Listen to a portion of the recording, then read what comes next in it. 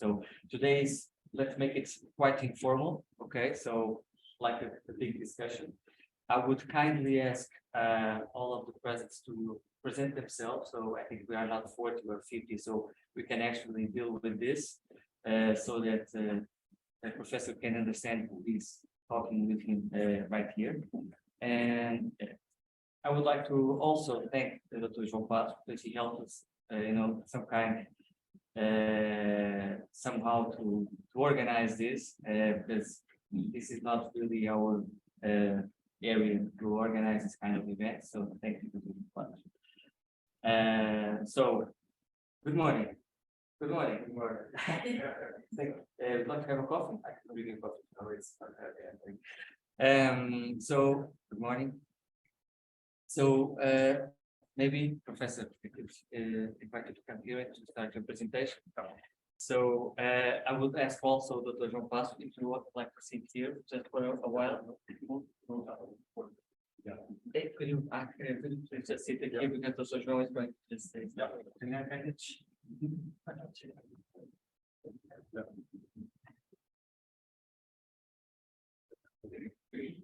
Well, I think that we all know that who Professor Legius is, and it's an honor to have him in Portugal. Not only because his track record and policy around neurofibromatosis and related disease.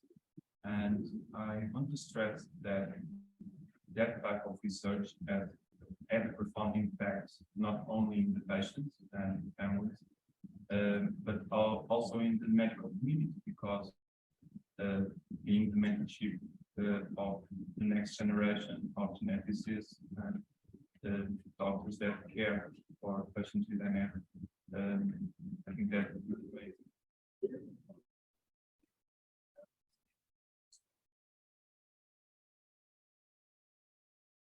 Thank you very much for this nice introduction, and thank you also very much for the invitation. I love to be here, and I think it's really very important to bring together some people in the medical field who work on neurofibromatosis, because we can always learn a lot of things. That's I think the most important thing. I remember that in Germany, they organized every year one Saturday where all the different centers that work on neurofibromatosis come together, and it's Germany, it's Austria, and the German-speaking part of Switzerland. So it's kind of the German-speaking society of neurofibromatosis, and they learn from each other. They just present like 15 or 20 minutes a couple of their data, and so they meet each other, they interact, they set up projects together, they learn from each other, and I think that's important to do. And let's hope that this is the start of similar projects even. Okay. Yeah. Okay. Would you like to do our the tour? Yes. Yes. Okay. Okay. My name is Sonia. I'm a nurse in the hospital. Yeah. So my name is Andrea. I'm a pediatric neurologist in the pediatric hospital in Lisbon, and I'm one of the pediatric neurologists that is in charge of the multidisciplinary neurocutaneous disease clinic in our hospital. Yeah. And I'm I'm a pediatrician, and I'm one of the responsible for the work together teams. In our clinic, we have a nutrition, there's me and a neurologist, and we share the surveillance of these children specialities, and we are representing them. Yeah, very good. Very good. I'm Bernardo from the hospital Legius from the dermatology department. And I'm Cristina Amaro, from the dermatology from Hospital Legius, where we have a consultation on general dermatosis, and we see a lot of children, and our João has sent me many patients, and our experience has gone up in the last years, especially because of this relation we have to show the video of the surgeon in the hospital. I'm Celia Soares. I'm a medical geneticist from Porto in the north. I'm Felipe Silva. I'm an ophthalmologist. I work as an ophthalmologist and pediatric ophthalmologist at the Hospital of Leuven, where we see lots of patients and clients from there. And Roberto Souza, clinical geneticist, Santa Maria Hospital.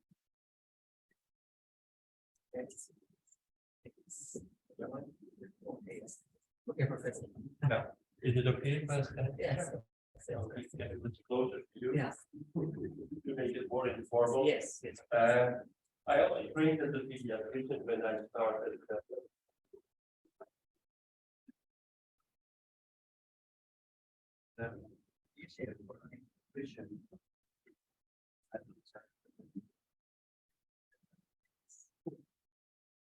Okay, so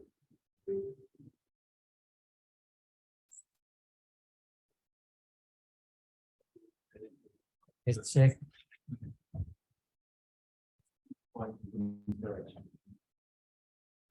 no point to there. Maybe the distance is maybe I will on this side.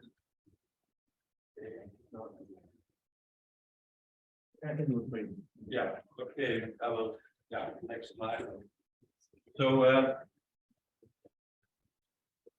ERN GENTURIS is it's one of the networks of the European reference networks that were established a couple of years ago, 5 years ago. And the idea in the European Union was to make networks for rare diseases. And GENTURIS means genetic tumor risk syndromes is one of those networks of centers of expertise in the different countries. And this network would then be important to organize things at the European level that would then be able to be transferred to the local level in the different countries. And now GENTURIS contains neurofibromatosis, hereditary breast and ovarian cancer, Lynch syndrome, colon cancer, and polyposis syndromes, and then the other rare familial cancer syndromes, as you can see. And different countries are part of it. And also here from Lisbon, there is a partner that is part of this European network. I think quite recently. Yeah, but it doesn't matter. If you're part of GENTURIS, you're part of it. And if you qualify, it's in the other subgroups. So don't worry. Next. You see different thematic groups, neurofibromatosis, Lynch, breast, ovarian cancer, and the other rare familial cancer syndromes. And one of the things that we have been doing is to come up with clinical practice guidelines. Of GENTURIS, you will find this guidelines here, written by GENTURIS, co-authored by GENTURIS, or endorsed by GENTURIS. So if members of GENTURIS are part of another committee, it is sometimes listed as co-authored or as endorsed by ERN GENTURIS. And as you can see, of the 4 clinical practice guidelines that are on the website, 2 of them are from the group of neurofibromatosis, meaning NF1 and schwannomatosis. So we have been working very well compared to the clinical population. Also co-authored, this is ESMO Eurocount. You know probably very well, and then these here endorsed by ERN GENTURIS. Also, we have next by NF, and so these endorsed are the 2 updated diagnostic criteria papers that were made in the past. I'm co-author on both. Next. Yeah. So one of the things that we did in the past was to revise the diagnostic criteria for neurofibromatosis type 1. And I put here in pink the things that changed compared to the previous diagnostic criteria. So we added the choroidal abnormalities that the ophthalmological people know very well with the OCT machine and the ear infrared reflectance that is used. And it's a very useful parameter in the diagnosis of NF1. But it's, let's say, it alternates with volitional, so it's either one or the other. You cannot add them together to have two, because if you have only some signs in the eye, it's probably not the classical type of neurofibromatosis if you don't have anything else. We also added the genetic testing as a criterion. And previously it said if you have a first-degree relative, we change that into a child of a parent who is diagnostic criteria. Because a first-degree relative can also mean a brother or a sister. But if you have a brother or a sister with also, let's say, cafe or less spots, but none of your parents have anything, you also have to consider alternative diagnosis like the constitutional mismatch repair deficiency, which is somewhat receptive, has a high incidence of childhood cancer, but they also have cafe or less spots. So we want to make it as clean as possible. And there's also a note that says if you have only cafe or less spot and freckling, you might also consider alternative diagnosis such as Legius syndrome. But most likely it's NF1, but you're not 100% sure. And then for the ophthalmologist, if you have spinwheel wing dysplasia and at the same side of the face an orbital plexiform neurofibroma, it counts only once. Because you have people who only have this as an isolated finding without all the other features of NF1. So you should not diagnose them as having NF1. Yeah. But these are the typical features that you see in children and adults with neurofibromatosis type 1. I don't have to explain them to you because you're all experts. And then, of course, we started to come up with surveillance guidelines. And there is this ERN GENTURIS tumor management guideline group. So we try to involve as many patients or as many, people as possible, experts, also patient representatives, to come up with tumor management guidelines. Because we thought that only people who belong to GENTURIS itself is not enough. And there are so many other experts that just by accident do not belong to GENTURIS. We also try to involve them. So it's a very large group of people. We have been sending out questionnaires. What do you think of this? What do you think of that? How would you manage this and that? And then we came up afterwards with a set of recommendations that we thought that they could more or less be implicated in European countries. Because in Europe, we have more or less the same healthcare system compared to the US or other countries where you have completely different healthcare systems. And in Europe, most countries have a very social healthcare system where everybody can benefit from healthcare. So these are a number of recommendations. Some of these recommendations are strong, meaning they are backed up by evidence from the literature that if you do this or this, you have a better outcome. Some of these recommendations are purely based on expert opinion, like most experts think it's best to do this or that, but it has never been shown in a clinical study that it makes a difference. But everybody believes that that's the best way of doing things. And then the recommendation is not that so strong, but it might be moderate or weak. Yeah. So there are a number of recommendations. And this is a general approach, and it says you should follow up children and you should follow up adults. We used to say, like 30 or 40 years ago, Adults, you don't have to do any systematic follow-up. You just tell them if they have a problem, they have to show up. That does not work. If they show up with a problem, it's too late. We know that, we have all seen that, so you have to convince them that it's good to see an NF doctor every 2 to 3 years. Because otherwise you are too late. And you're running behind everything, and you have metastasized cancer, whatever. You don't want to treat that because it's impossible. So that's the most important thing. It says minimally once every year until the age of 10, then once every 2 years in children older than 10, and at least once every 3 years in adults. It says at least. We are following the children to the age of 6 or 7 every 6 months, because we know that's a very vulnerable period for optic pathway glioma. We don't want to miss that. We don't want to say, come back next year, because then it might be too late. Next. But this is, let's say, like a minimum recommendation to follow the patients. Most important thing is that it says you should follow all of them on a regular basis. These are all the different tumors that we have been dealing with. There are too many to go through, but we'll go through them one by one. A type of tumor that is missing, and I realized it only at the end, are the non-ossifying fibromas of the bone.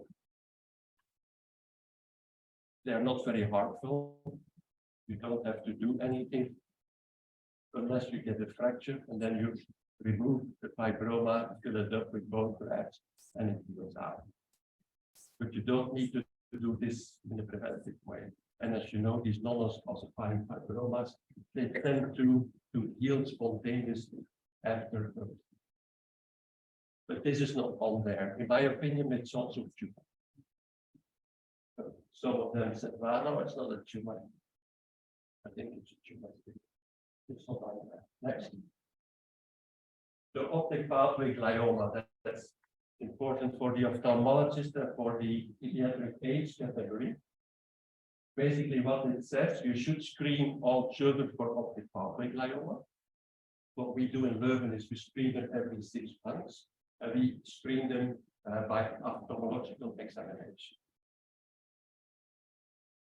There is no, at this moment, there's no evidence at the moment that doing an MRI scan in all of them makes a difference. So in the recommendation, it says that you do an MRI scan only when there is something.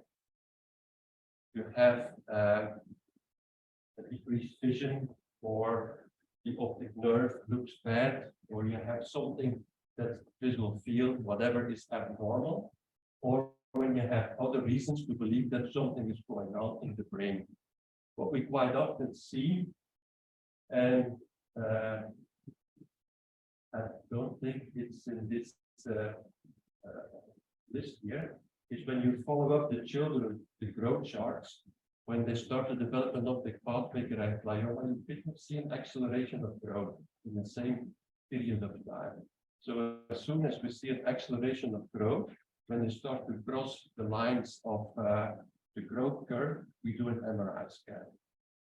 And it has been shown that precocious puberty can be associated with glioma of the chiasm, but also an increased secretion of growth hormone. So they really go to a phase of increased growth when they have chiasm like glioma. If it does not affect vision, we don't treat it. So here it says nothing about treatment, because treatment is very complicated. When do you start treatment? Who are you going to treat? And so on and so on. And it's probably going to change in the next coming years. So what is that here? If you have a patient with an optic pathway glioma that is completely asymptomatic, you should refer that patient to a group that has expertise in pediatric oncology and so on for further follow-up. if you have a patient that is symptomatic, meaning decreased vision or anything else, then you should refer the patient urgently. Don't wait too long. So that's basically the idea about optic pathway glaucoma. Here it says you should screen them by an experienced ophthalmologist, and then after the age of 8, you need an annual visual screening, which can be done by maybe not an ophthalmologist or so, but in our center, it's always the same ophthalmologist that it does the visual follow-up. But in the UK, it's not possible. So they cannot ask an ophthalmologist in a child that is doing very well and it's older than 8 years to do the examination. They ask an optometrist. That's why it's we always ask for pediatric ophthalmologist to do the analysis. Next. Then we have the non-optic pathway gliomas both in children and in adults. And what it says here is that during every visit, you check for clinical signs or symptoms that might point towards a brain tumor. If you have any suspicion based on your clinical examination or the history of the patient, you should do a brain scan. You should not screen in a systematic way. The only recommendation that they give here is when a child is in the transition age, somewhere between 16 and 18, transition from pediatric care to adult care, you should do once a brain MRI scan, just as a basic finding, so that you can compare later on. If there are symptoms, you can compare the new scan with the old scan. And if there is something sitting there already for 15 years and did not change, it's probably not the cause of the new symptoms that appear. But this is just an expert opinion. It has not been proven in clinical studies that doing a brain scan between 16 and 18 makes a difference, but it seems to be logical that you do that. The problem is that we quite often see non-optic pathway gliomas both in children and adults that are not progressive. So we follow them and we don't do anything at all. There are some that become malignant in adults, then you're lost. There are some that grow, and if we believe that it is simple to remove the tumor without any side effects afterwards, and it keeps on growing and growing every year, we also have it removed even if there are no symptoms. Kind of a preventive surgery, because it grows and grows and grows, you know, it's probably not going to stop growing. But many of those tumors stop growing. Next. Plexiform neurofibroma. If you do, let's say, a whole body MRI, as they have done in a study in Hamburg, you will find in about 1 in 2 individuals with NF1 somewhere in the body a plexiform neurofibroma. Most of them don't cause any problem. In about 20% of cases, you see it, and it's an externally visible plexiform neurofibroma. And you should look during every visit of the child or the adult individual to see if there are any plexiform neurofibromas, if they are growing or not, if they are causing problems or not, during every clinical visit. And then, of course, if you see a plexiform neurofibroma and you think it's growing and it might be relevant for the surgeon to know the extent of the plexiform neurofibroma, you can do an MRI scan, but that's on specific indication. The only thing that is recommended here is to do a whole body MRI if that's available in your country, also at the transition age. Because what we have learned in the past is that tumors that become malignant usually are all already present in 16 to 18-year-old individuals. These are nodular internal neurofibromas on major nerves, and they slowly over many years start to progress and keep on growing, and those might eventually end up as malignant peripheral nerve sheath tumor. So you could identify at the age between 16 and 18 that 10% of the population of NF1 adults that have internal nodular plexiform neurofibromas that have a risk of becoming first atypical and then after atypical neurofibroma grow into a malignant peripheral nerve sheath tumor. And then you can focus your attention on those 10% of individuals to try to treat them by surgery before it becomes malignant. But there are no clinical studies showing that this works. So that's why it has a weak recommendation. It's recommendation.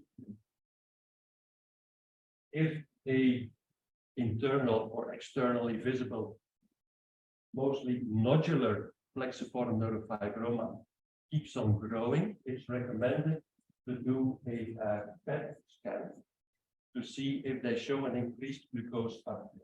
If they show an increased glucose uptake, it's actively growing, and then it might be either a typical neurofibroma that is already changing from a benign neurofibroma towards malignancy, or it might be a malignancy.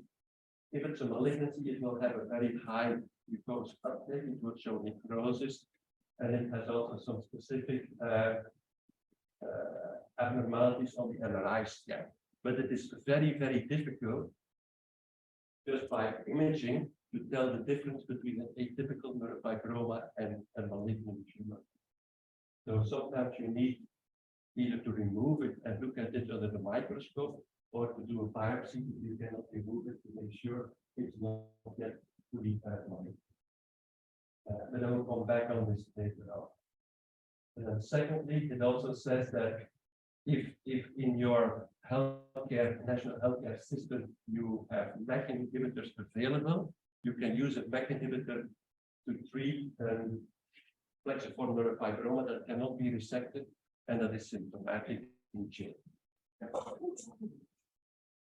So it goes back to this first publication in 2016 now from the group of the National Cancer Institute in Bethesda, headed by Brigitte Wiedemann.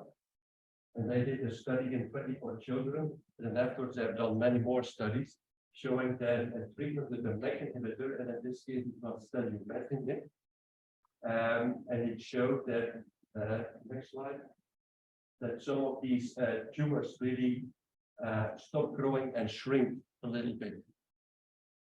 About 3 out of 4 in children show a decrease in volume of 25%.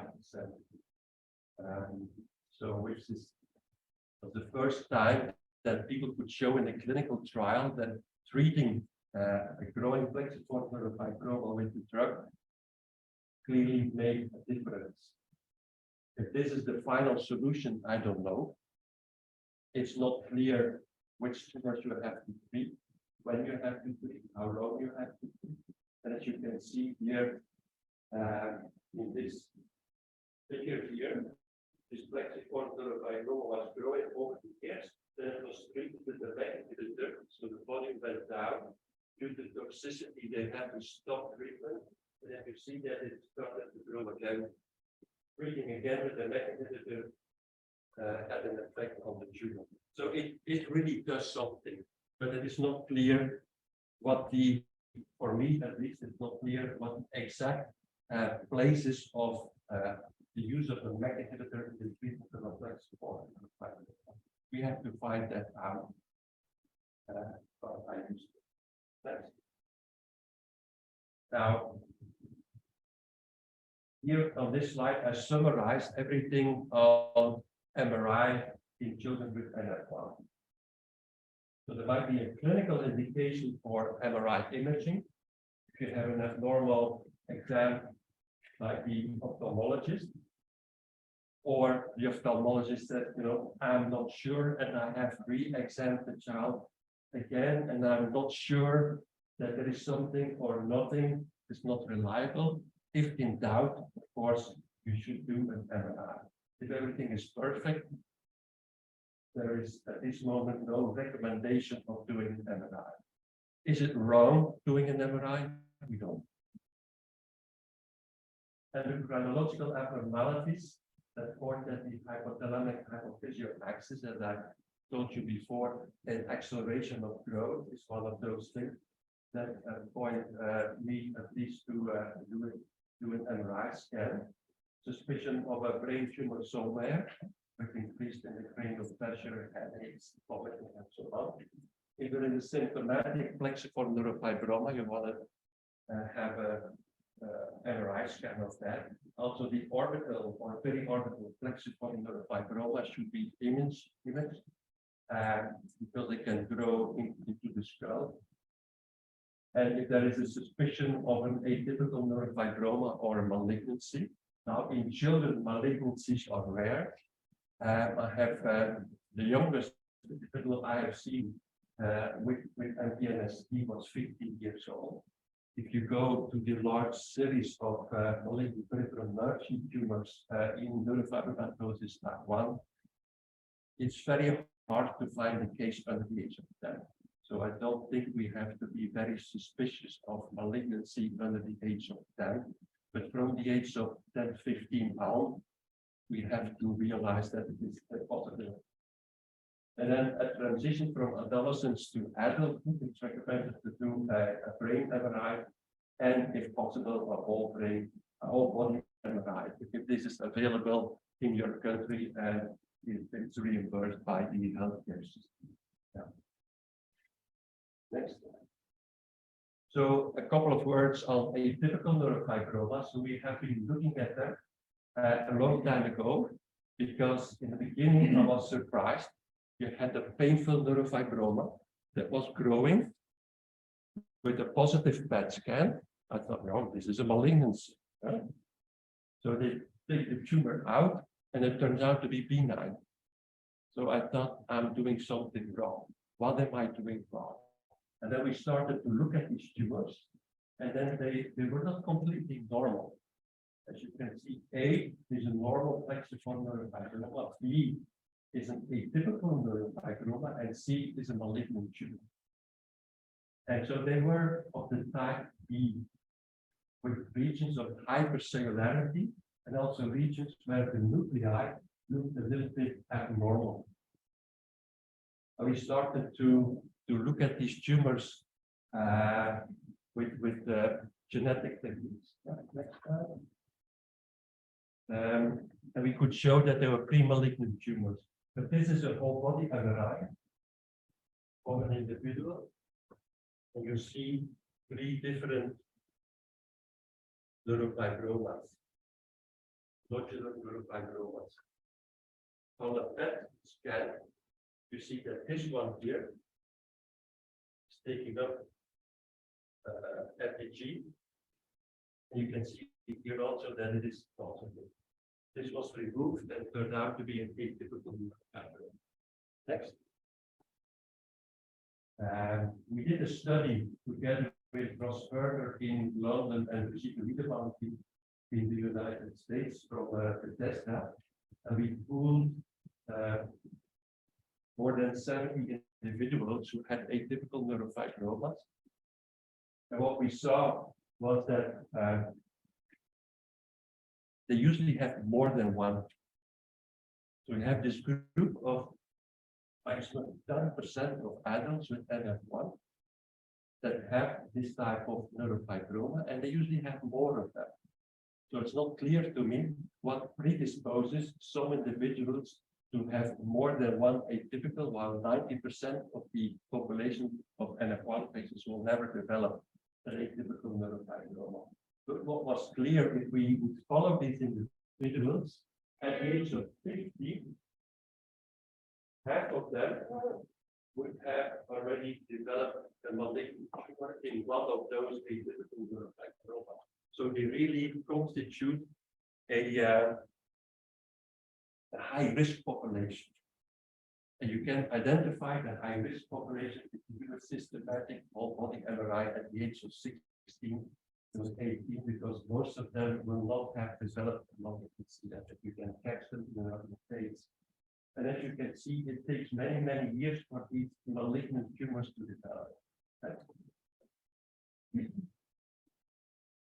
So malignant peripheral nerve sheath tumors and atypical neurofibromas. Here they list all the different groups that have an increased risk for developing a malignant tumor. So you have the NF1 microdeletion case.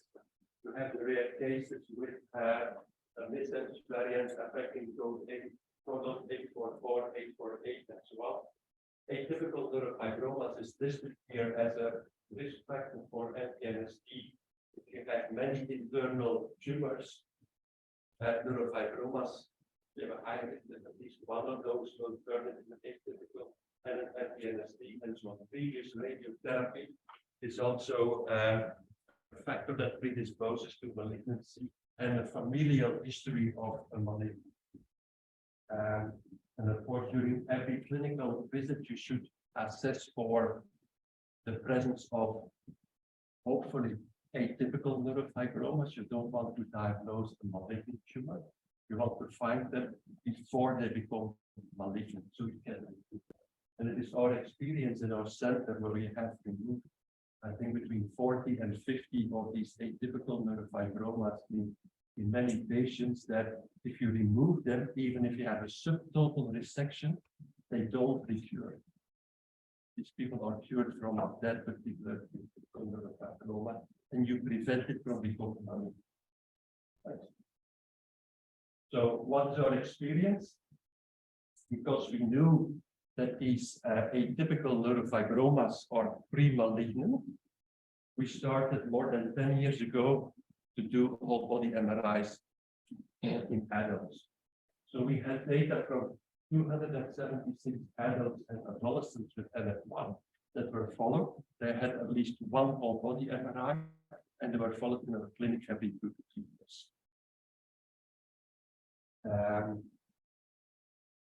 In 16 and 77, total follow-up time more than 1,000 years of person follow-up.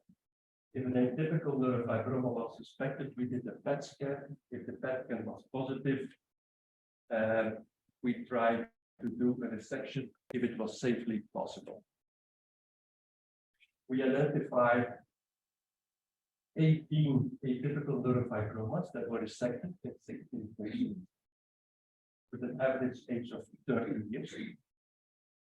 We also detected 11 secretory pheochromocytomas, just asymptomatic, but secreting catecholamines or methamphetamines. Average age about 40.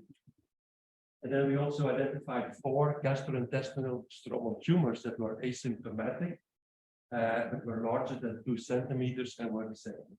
Average age is 53. So just to remember, average age of the atypical in our studies about 30, pheochromocytoma about 40, gastrointestinal stromal tumors about 50. That's easy to remember. But if you add it up, you have more than 30 individuals from 276, where the whole body MRI had an immediate impact on the medical management. We had, over those more than 1,000 person years follow-up, no NPNSTs, while we expected between 3 and 4 cases based on the data from the literature. So we think that we can make a difference by identifying the tumors before they are malignant. I don't think we can identify all of them, but at least some of them. And we can identify groups of individuals with a higher risk of getting NPNST so that they are closer follow-up. Pheochromocytoma and gastrointestinal tumors, they do not recommend to screen systematically for it. For pheochromocytomas, they recommend to screen pregnant women Because if you have a pheochromocytoma and you have to deliver a child, you're probably going to press the adrenal gland and you have the risk of getting hypertension during delivery. So a pregnant woman should be screened with catecholamines and methanephrine's for pheochromocytoma and also prior to abdominal surgery, because then also they might touch the adrenal gland, which might cause a very high blood pressure rise at the moment of surgery. But there is no specific recommendation to screen for it in a typically in a systematic way. I would give it. I would do it. We will try to set up a system where you can just on the urine sample screen for methanephrine's and catecholamines. It should not be too complicated to do that. We have already 11 cases in 276, and I think we will discover more and more cases because the average stage was around 40. So if you do a whole body MRI between 16 and 18, you will not detect the pheochromocytoma because they start later. And I have seen cases where we diagnose pheochromocytoma only after the cerebral bleeding. Most patients will tell you they don't have any symptoms. After surgery, they say, I feel much better. Because it came so slowly that they didn't realize they had a problem. And then the gastrointestinal stromal tumors, it's still later, average age of 50. The recommendation is if you find some, and they're bigger than 2 centimeters, or if they are symptomatic, you should remove them. We had one case that we lost due to a massive gastrointestinal bleeding.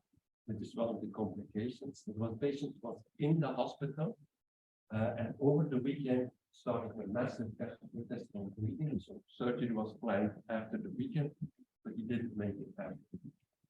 That's we had some others who were hospitalized due to a massive gastrointestinal bleeding with shock. So I think we can prevent this. This is much better than treating the consequences of a gastrointestinal tumor. Realize that these patients usually have more than one gastrointestinal stromal tumor. And if you remove part of the intestinal tract, they look at it under the microscope, they will find many other starting very small gastrointestinal stromal tumors. Don't worry about the little ones. Don't have to remove all of them. They do not respond to treatment with tyrosine kinase inhibitors, and they have a better prognosis than the sporadic gastrointestinal stromal tumors that you see in regular practice. So they have a better prognosis. Don't worry. Next. This is a pheochromocytoma that we detected by MRI. It is recommended to do cortical sparing surgery if possible, because some individuals develop it on both sides. And then they don't, if you remove the adrenal gland completely, they don't have anything left. It is not always possible. If you detect it when they are that big, you usually cannot spare them.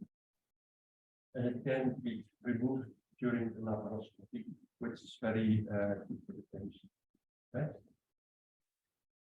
This is one study from France where they systematically screened more than 200 patients, adult patients, and they detected 12 pheochromocytomas, of which 6 were secreting. So 6 out of 234, we had 11 out of 276 that were secreting. So it's a substantial number. And it probably will grow even further when we follow the younger patients over time. Next. The gastrointestinal stromal tumors, which are experienced at least 5% of adults when they get older, will develop a tumor. The youngest one I've seen was only 16 years old and a very large tumor in the abdomen. You could palpate it. They can have severe anemia and they can have severe bleeding with can be high. Next. So you can see them on the whole body MRI. We use different types of imaging. We have T2 images, we have diffusion weighted images, stir images, and ABC values. So we use different types of imaging to detect the tumors in the abdomen and also to really detect their peripheral nerve sheath tumors. Next. Then this is the last aspect. Glomus tumors of the fingertips and also of the toes. These are tumors of the system that is important for the thermoregulation. When it's cold in the winter, you have white fingertips, at least in Belgium. Maybe not here. In the summer, all the blood is forced to flow through your fingertip to cool down the body. So there is a structure that opens and closes to shunt the blood. And this structure contains smooth muscle cells, and these smooth muscle cells can form a tumor. It's called a glomus tumor. And it's painful, especially in the winter, when the blood is forced to take the shortcut through the tumor. And then it can be very, very painful. Normally, you don't see anything at all at the finger. But here I have a couple of images from patients that I've seen. And sometimes the tumor is really visible. And you can see here with the stroke nail. Or here you can see some redness. You see a split nail. Then if you press here, the patient jumps in the air. Or you can see here a little swelling. But most of the time you don't see anything at all. But if you start pushing with some fine instrument, you'll find a very localized tenderness. And if you're in that place, the patient says, oh, that's the problem. If they hit something with their fingers, they die because of the pain. It can be very, very painful. I had one patient who told me he was working in a restaurant. And if he had to go for fresh food in the cold room, he would take a bucket with warm water, put it at the door, he would enter the cold room, take the cold food, run out, close the door, and put his hand in the bucket of warm water. And that would relieve the pain. If you have this story, you know what the diagnosis is. But most of the time, the patients don't tell you because they do not associate that with neurofibromatosis. So you have to ask them, do you have pain in the fingers? And then they will say, yes, I have. This finger here and that finger. And if I hit something, it's so painful. But I don't see anything. And they don't make the connection with neurofibromatosis. So please ask them. Yeah. Okay, thank you for your attention.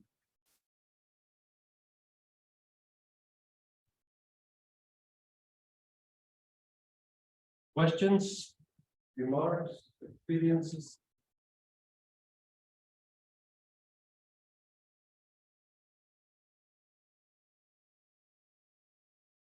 Question.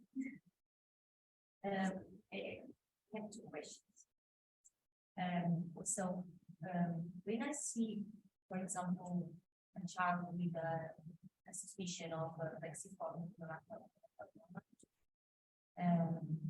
so you don't think it's urgent need to do an MRI? It depends. So that I can see if there are internal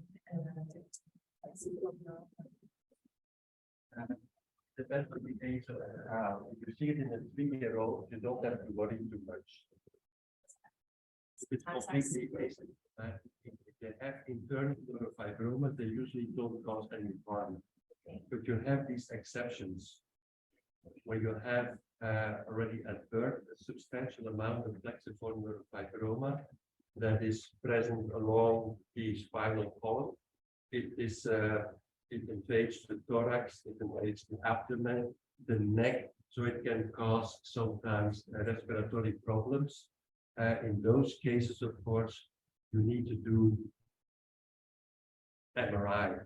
But if they have a plexiform here, and you can follow it very well, and they're in perfectly health, they grow well, they do well, Of course, they can have also an internal plexiform, which is of a little size, but that usually is not important. If they have a plexiform here at the foot, you better concentrate on the foot because it might cause some orthopedic problems after a while. Difficulties walking, wearing shoes, and so on. And then they might need surgery or treatment with a MEK inhibitor. But I don't think if you find somewhere regionally a plexiform, you have to look for the internal. I don't think there is a good relationship. And you can, most of the time, wait until they are 16 to 18 years old to do all of the MRI. You had another question? Yes, we have a 20-year-old boy that we follow together that has a NF1 and tumour sclerosis. And a few months ago, he was excised a neurofibroma that has a very atypical histology. It was discussed even in London, but Chevoni, I don't know if you know, but it seems like just an atypical histology. It was not oversized. It's a dorsal neurofibroma, like a subcutaneous type. Do you think we should follow it carefully because it has the risk to be malignant with time? It depends on what is left behind. If there are like 3 tumors and you remove only 1, and the 2 others are also PET positive, you should follow that. If it's only 1 tumor and 90% of the tumor has been removed, and there is just a little bit left, then you should also follow it, but then there is a very low risk that it will recur as an atypical neurofibroma. Because our experience is that if the atypical cells, they start to develop in the middle. And then when they grow out, the malignancy starts also in the middle, not at the periphery. So if you leave a little bit of tumor tissue at the periphery, it is virtually always benign neurofibroma tissue that you leave behind. So if it's 1 tumor that has been removed for 90 or 95%, then the atypical cells probably are gone, and you certainly have to do some follow-up, but don't worry too much. If there are more than 1 tumor and they are all atypical, you remove only 1, you have to follow the others, of course, because these individuals tend to develop more than 1 atypical neurofibroma. And you don't have to follow only that region, you have to follow also have to make sure that there are no other atypical neurofibroma. Because I showed you the whole body MRI, there were 3 nodular neurofibromas, only 1 was PET positive at that moment. But the other 2 that we left might gradually develop over time also into an atypical neurofibroma. So we have to follow these other 2 and not focus only on the one that was removed. We think that this combination of neurofibromatosis and tumour sclerosis for an increased risk of malignancy, or it's just uncharted area? I don't think that tuberous sclerosis has an effect on the peripheral nerve tumors. So I think the peripheral nerve tumors are the result of the neurofibromatosis. Of course, the mTOR pathway is involved, and previously it has been shown that also in the tumors of neurofibromatosis patients, the mTOR pathway is active at a higher level. So you have to be a little bit more careful, but there are no data. But from the theoretical point of view, you should worry a little more. But 1 year, 1 case. Yeah, I don't have.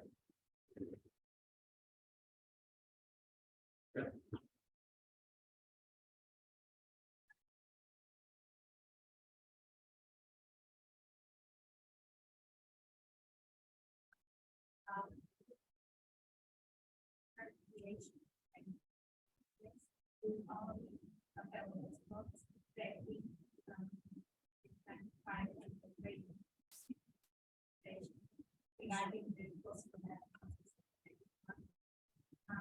case without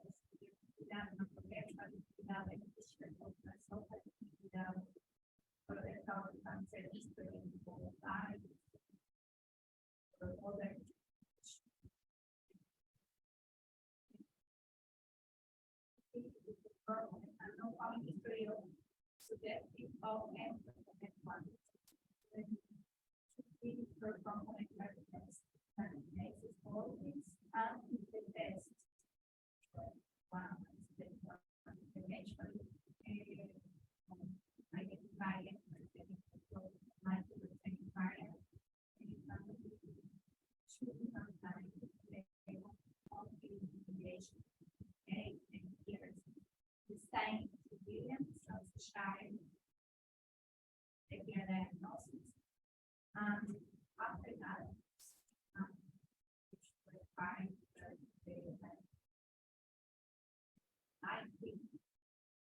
Well, if you have children with multiple capillary Lesbos with or without freckling,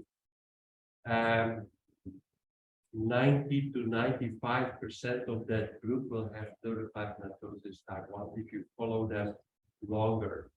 So you have a very high likelihood that they represent a de novo mutation in NF1. In this group, where there is no family history, where you have an isolated child with multiple capillary Lesbos, you have like 1 or 2% chance that it is a spread 1 mutation.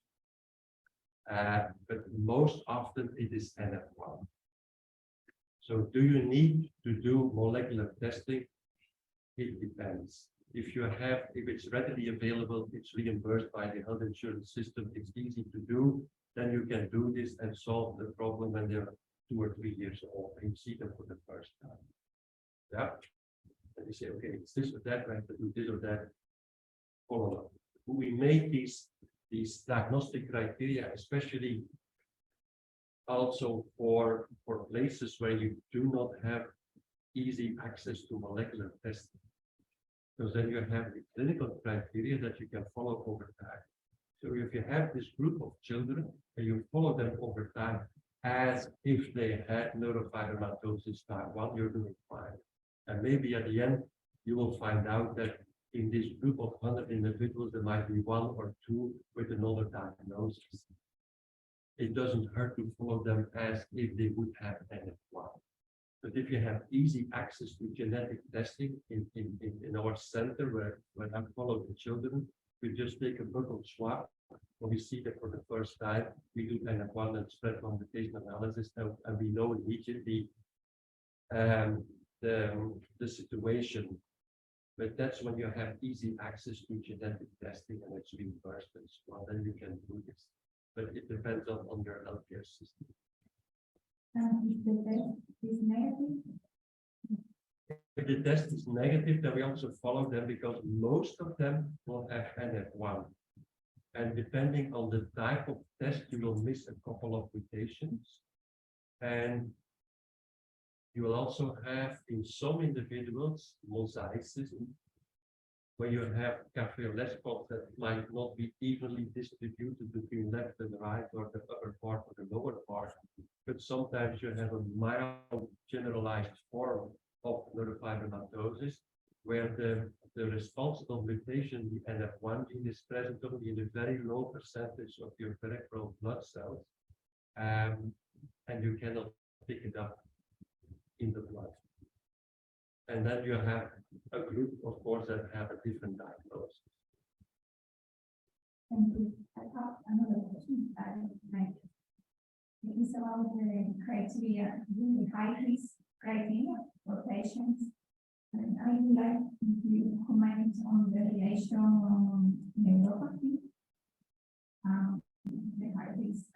Yes, so you have the neurofibromatosis neuropathy, meaning that many nerve roots that go out of the spinal canal, all along their way have neurofibromas. And on the scan, you can see this. You can follow the ischial nerve, you can follow the flexi everywhere. And of course, they have a large number of neurofibromas, but it is not sitting in one place like one tumor, but it's tumor everywhere in the body. And they, of course, also have a higher risk of developing the malignancy. You see the same phenotype of what they also call spinal neurofibromatosis in the patients with the missense mutation in codon A44 to A48. To have a missense mutation at that position, there is a very high likelihood of having a very severe spinal involvement of the spinal nerve roots all over from the neck to the pelvis. And they also have an increased risk of MPNST. And that's probably the same reason why neurofibromatous neuropathy also has an increased risk. And we now know that missense mutations at that position, they probably prevent a dimer formation of the protein. So the neurofibromin protein works as a dimer. And with those missense mutations, you cannot form a proper dimer. So it has more of a dominant negative effect. Thank you.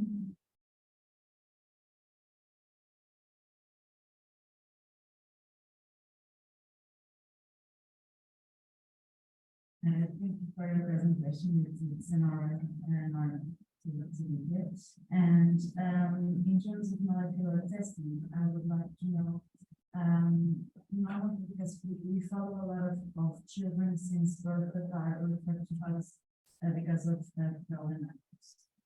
And when they don't have any family history, they have multiple methods, with or without pregnant, but most people frequently we receive them without pregnant.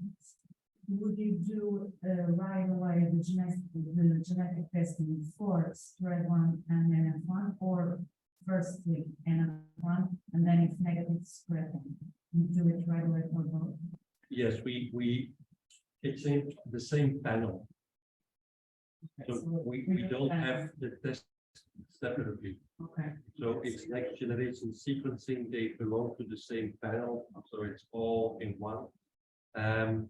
So with next generation sequencing, you do not detect all possible mutations. So when we are really convinced that it is NF1 and that there is no mosaicism, for NF1, we go for RNA analysis. So we take peripheral white blood cells, we stimulate them with phytohemagglutinin to stimulate the T cells. Then the T lymphocytes start to grow, we can harvest them and extract fresh RNA. And we do that with and without puromycin, because puromycin inhibits the nonsense-mediated RNA decay.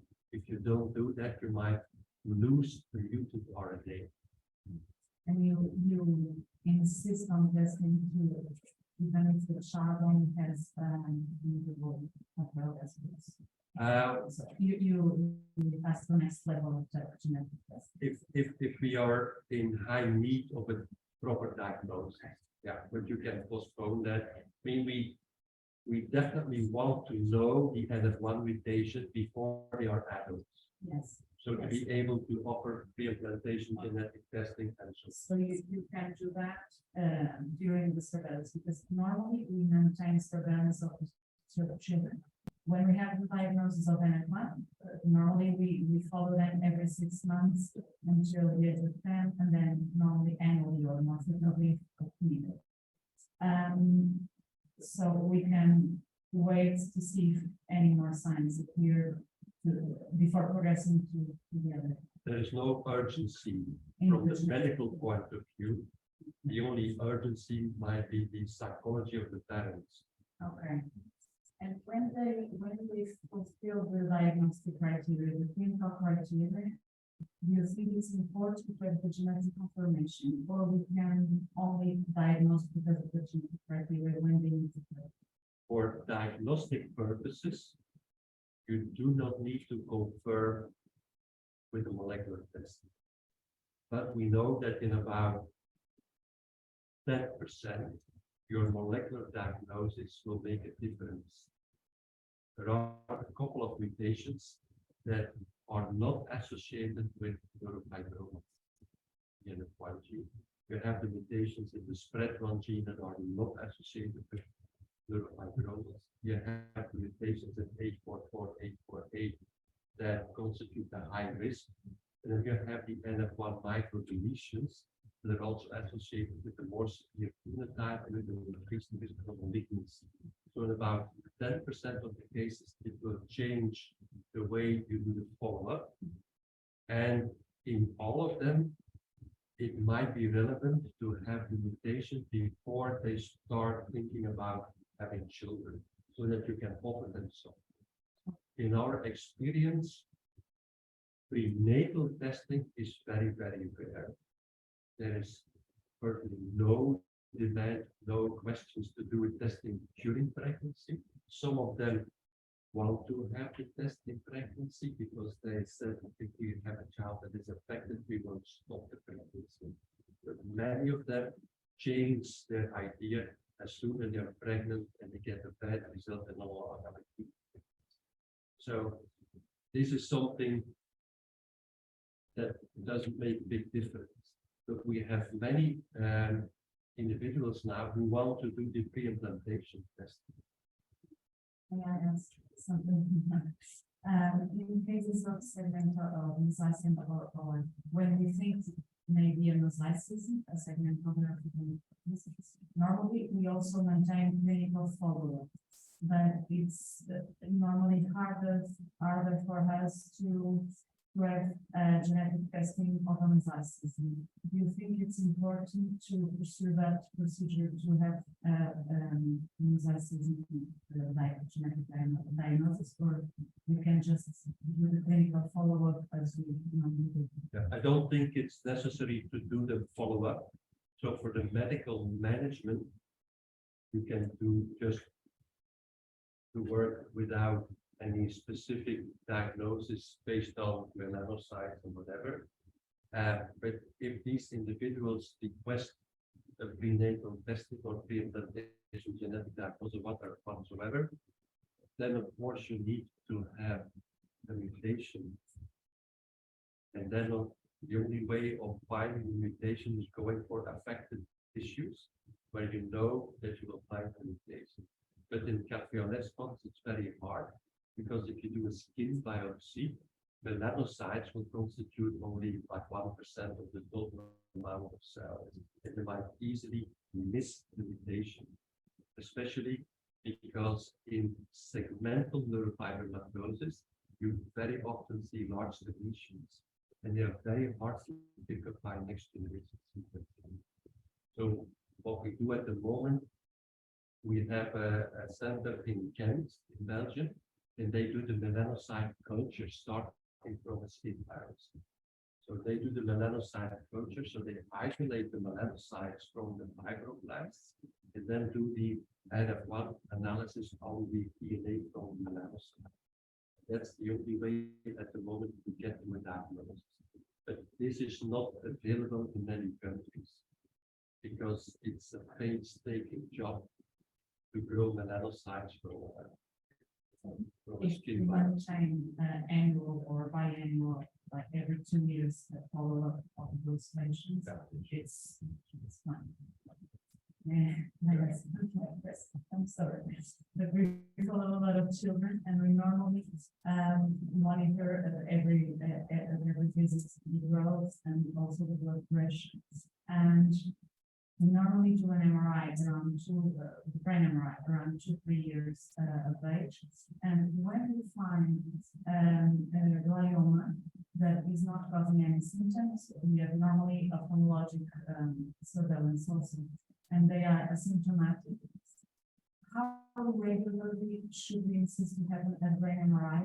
Because in those cases, we continue to follow them every 6 months with a clinical examination. Yeah, so the ophthalmological examination is in fact the most important, because the only reason why you would treat an optic pathway glioma is to prevent further visual loss.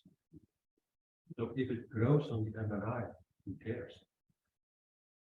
So we sometimes have tumors at the optic chiasm that grow upwards to the hypophysis, and then they cause endocrinological problems. Then we treat the endocrinological problems. We don't treat the glioma. And sometimes we have these small brainstem gliomas that cause hydrocephalus. Then we treat the hydrocephalus, but we leave the glioma because it grows so slowly, and most of them stop growing at a certain point. And we don't want to touch the brainstem. We don't want to radiate. What we have learned is if you radiate the brain of a child with neurofibromatosis, you will have a disaster a couple of years later. So their brains are very sensitive to radiation therapy.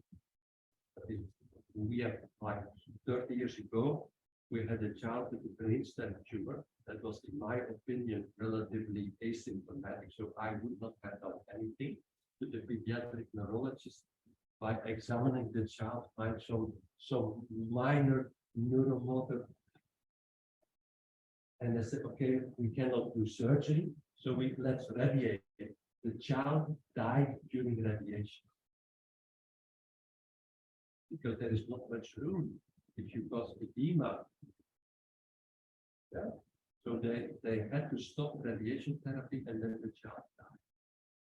So since then, I could convince the pediatric neurologist not to radiate children with NF1 in the brain.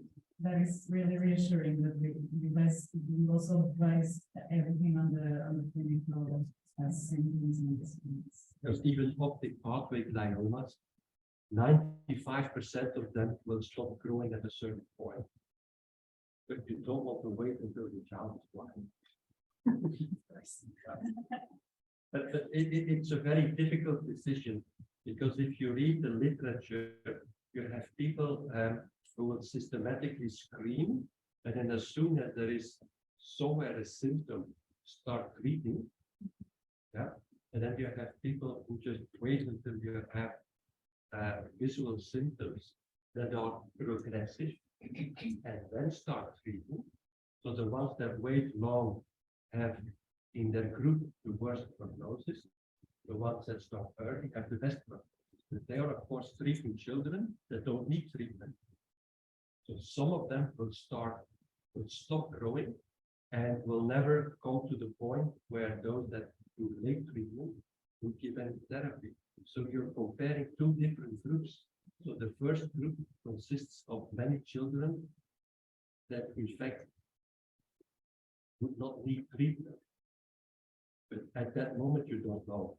If you wait, you will have a group of children that really have progressive disease and need treatment. But in that group, ideally, you would like to start treatment earlier. So the problem that we have at the moment is, how do you know if you have an early diagnosis of a symptomatic optic pathway glioma? How do you know that this child will have progressive disease and will end up with a blind eye or completely blind? You don't know. If we would have a good marker that would predict which child from this group really needs treatment, then we could screen early on and treat all of those at a very early phase. But we don't have that data. Shorten the interval when we start to have a slight ophthalmological symptom. You shorten the interval for every 6 or 3 months. Do you think there is benefit to shorten? Yes, for the visual, the ophthalmologic examination. Yeah, because you need to know if it's progressive or not. Because sometimes you detect a child with an optic pathway glioma that has a little bit loss of vision, But if it remains stable over time, you don't do anything. Yeah. And then, of course, the ophthalmologist is very important to do a reliable examination. And the ophthalmologist, they will know that these children with NF1 are not the easiest to examine. They have a short attention span. So sometimes their visual acuity might fluctuate over time because of their performance, not because of their eyes. And I personally know children that were treated in my institution because of a bad ophthalmological examination that was not confirmed, because they immediately started to treat the child. And I would have waited a little bit longer to see if it's really going down or not. Thank you very much. So that's very important. Because this is very challenging. Wait. That's these problems, you know, I'm not sure. Yeah, it's better to repeat than to immediately start chemotherapy for 1 year. Because the what is slack is 1 year now of Yeah. chemotherapy. Yeah. So it's a major burden for the child and family. So then we need to be very sure what we are doing, that having this type of connection, conversation with the ophthalmology is crucial to make that decision. So you need to understand what are the exams are being performed. You need to trust completely the ophthalmologist to make that call to start chemotherapy with the settings.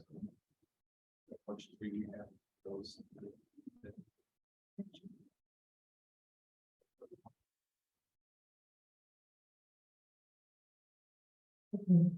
This Legends, thank you for your topic as well. But I would like to comment on something. In our hospital, the hospital has a policy to follow up with children with neurofibromatosis disorder, but our main group are neurofibromatosis patients. We have always, when we make the consults, we always have a pediatric neurologist and a pediatrician that is in charge. He is in charge for organizing the follow-up of the patients and articulating The central individual. block. And we try to articulate in the same day with technology team, genetics, rehabilitation, orthopedics needed. Well, we tend to evaluate the child and then distribute between the specialities, the pediatric specialities. One of our concerns is that we know that more than 50% of these children have some kind of neurodevelopmental disorder or neurocognitive disabilities. So this is quite impacting with the child's and family's lives and school performance and their social relationships. So we tried to activate people, pediatricians and pediatric neurologists that have a special interest for neurodevelopmental issues in this population. So I would like your comments on what you feel about, what you think about having someone that's in charge of this population, congregating them, but having a special interest in this part, because this is a huge issue in our patients. We have that clinical experience, the neurodevelopmental issues in this population. So you're very right. Most of these children do not have an optic pathway glioma. Most do not have a very severe symptomatic plexiform neurofibroma. They just have the café au lait spots. And then the learning issues, the social issues. And this is what most parents concern the most at that moment in their life.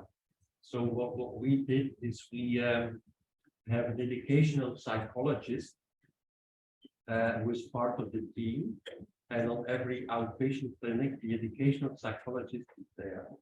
And as soon as the parents raise somewhere an issue, but we specifically ask, how is the child doing at school? And does the child have friends? And so on and so on. And what is the child doing after school? Are they participating in some social activities? Are they going to swim or music lessons or whatever? What are they doing? And if we know that there are some problems, we will call in the educational psychologist, and they will start doing everything, make sure that the child maybe receives some neurocognitive testing so that we can know what we can expect from the child, maybe oriented to a different type of school where it's not that hard and so on, where some of the children, but that's a very small minority, are in a specific class for autistic children because they have very severe social interaction problems. ADHD, some of them are treated with Ritalin, and they need only a very small dose. They don't need a lot of Ritalin, just a little bit, like a little bit salt and pepper. That's not. And that's difficult for NF1. And then part of our team, we have a child psychiatrist. It's also interesting and good to involve those people from different specialties so that they also get to know his problem, become experienced, and can give advice. And so now, yeah, one of the young child psychiatrists is doing a PhD on neurofibromatosis on behavior, and they have some experimental things they can do with EEG and whatever complicated things that I don't understand. But if they are just involved, that's fine. But you can do a lot of things with these.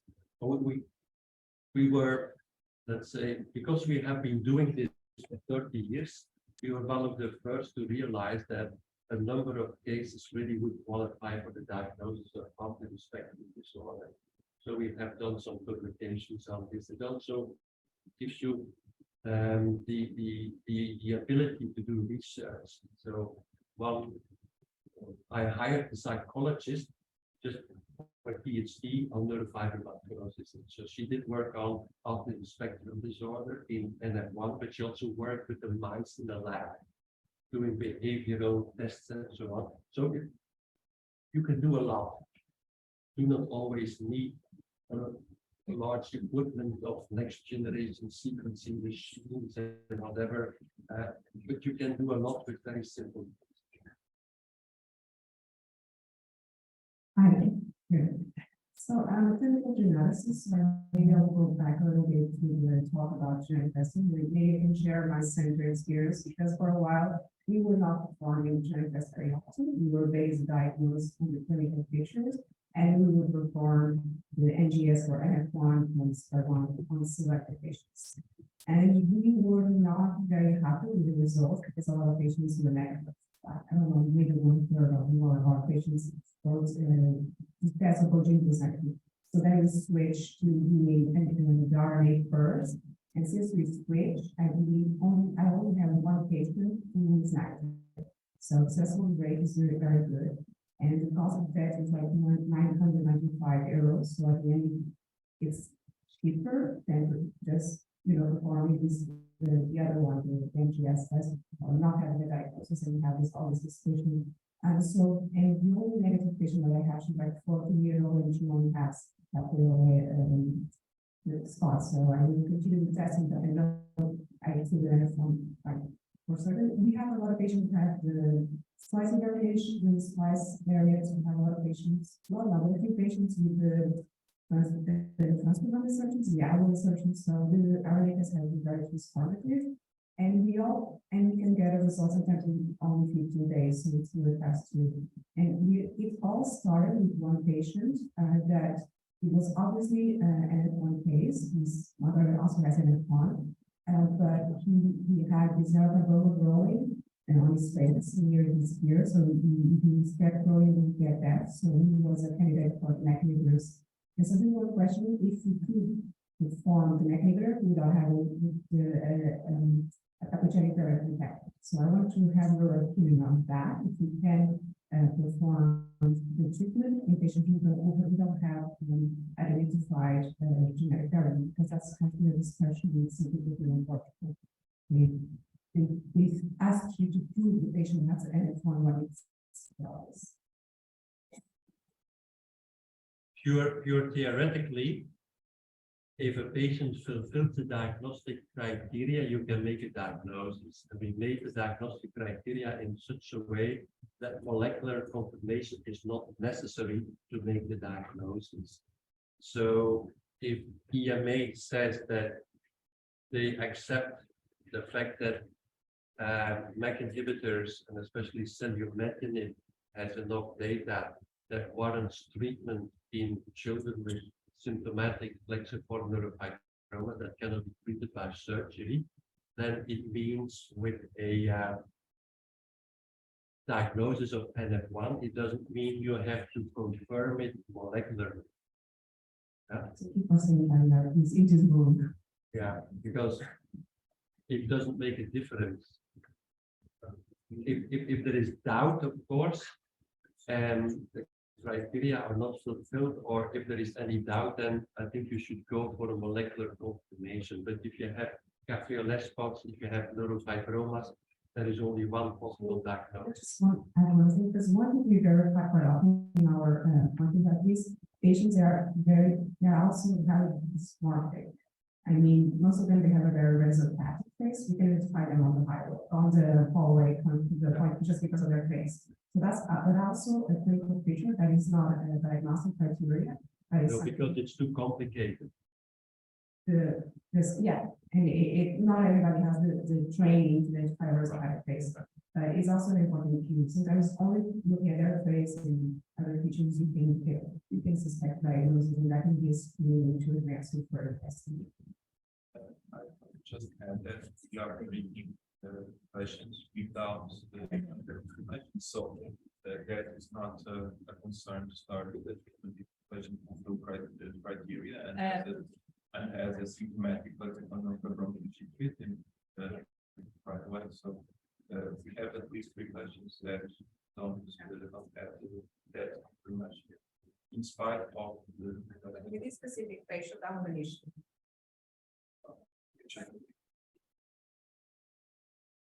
Is it an issue with the insurance? Oh. Don't pay anything here. The patient don't pay anything here, unfortunately. Everything is for free. So who is then requesting the molecular testing? Well, it was someone who in another hospital who will be performing the treatment, because he's not in my, he was not in my center. So they were really asking me to study, to invest more in this case. That's when we started with RNA testing, and we have something today to solve it and start it. And it was a very good case because he was very dysmorphic. So we even performed a further testing, and we discovered that 2 genetic diagnoses. So yeah, he has NF1 and duplication on chromosome 16. So this was always involved. The rumors there of the finger, is it only adults or are the children? The youngest one I've seen was 12 years old. But she came in my office like this. You are not going to touch my finger. And then I knew what she had. Yes.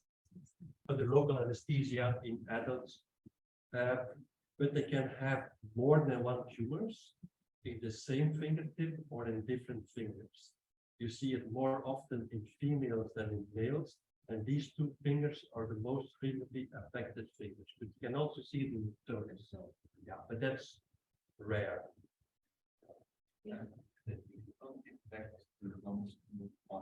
MRI. We never do MRI. No. Yeah, not me, but we have a head surgeon that does it. I don't know anything about surgery. But because it's a local anesthesia, before they anesthetize the finger, they will go with a little probe, and then they find where the pain is. And they put the mark there, and then they do a surgical exploration. And they always find the drugs. Because some are relatively small, and you cannot see them on the MRI, or those are smaller people, whatever. So we don't waste time doing imaging, because if you have an experienced hand surgeon, then they don't need this. At least in our institution, they don't never ask for MRI. They just take it out. Sometimes after a couple of years, they can have on the same fingertip, maybe on the other side, another lesion. And so here we have exactly the same thing that we see quite often in NF1. There are like 95% of adults who never develop those tumors. And the 5% that develops it, they might have it on different things. Like the chromes, they're just, they have just everywhere. And there are others that never develop. Atypical neurofibroma, there is a small group that has several of those, and then the larger group has nothing. And this is something that I don't understand at the moment from the pathological way of thinking. Why do most don't have it? It's funny because almost tumor is a vascular tumor, and it's theoretically it should be in a big trachea, because it's a vascular alteration, and we have angiomas like blubber syndrome in the big trachea pathway. It's funny because it seems like it's in the area, but in the mTOR pathway. Yeah, but here is RAS, MAP kinase. Yes. So what we did before, we wanted to study these tumors. So I have been seeing adults maybe for 15 years without making a diagnosis of this tumor. And then I had a lady who had pain in the fingers, and she had a lot of cutaneous neurofibroma. So I saw her together with the hand surgeon, the orthopedic hand surgeon, and he removed some of those cutaneous neurofibroma, but also a tumor more deeply localized was a Crohn's tumor. I had never ever heard of it. What is that, a Crohn's tumor? So I started to read about it, and then I started to recognize it in more patients. And so soon we had, I'm seeing like several cases a year. And before I had never diagnosed a single case. So we then asked the surgeon, could we have those tumors? And we started to grow cells. And we had two types of cells. We could grow Schwann cells because they're highly innervated. And we could grow some fibroblast-like cells. And we were expecting to find the second hit in the NF1 gene in the Schwann cells, like neurofibromas, that is the Schwann cells. But here we would find the second hit in the fibroblast. And they also stain for smooth muscle actin, so they're myofibroblasts. And then we said, okay, yeah, that's the way how it works. And so we could show that these tumors, these myofibroblastic cells, have a second hit in NF1, and if you stimulate them, they show an increased response of MAP kinase activation. And this is something that we published a long time ago. And so when I presented that at meetings, all my colleagues, they started laughing. There you have Eric with his finger tumors. These are Legius tumors. We never see that. It happens only in Belgium. There might be something in the drinking water that makes them grow there. We don't see them. Then after a couple of weeks, Eric, I have a case also. I have a case also. Then the same as in my case, they started to recognize it because they knew that it could be present.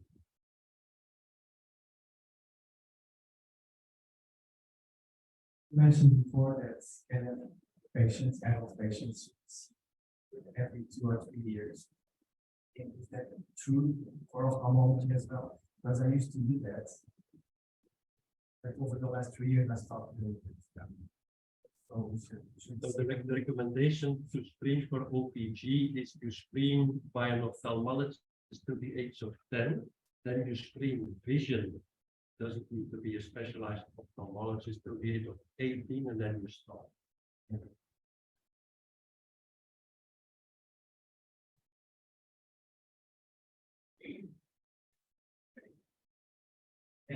One of the problems of the GENTURIS guidelines is because it's genetic tumor risk syndromes.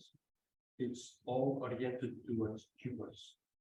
But as the colleagues here have pointed out in children, there are so many other problems aside from tumors, and that we have not said anything about orthopedic problems. So there is much more that should be on the surveillance list than only tumors. So don't limit yourself to the tumors.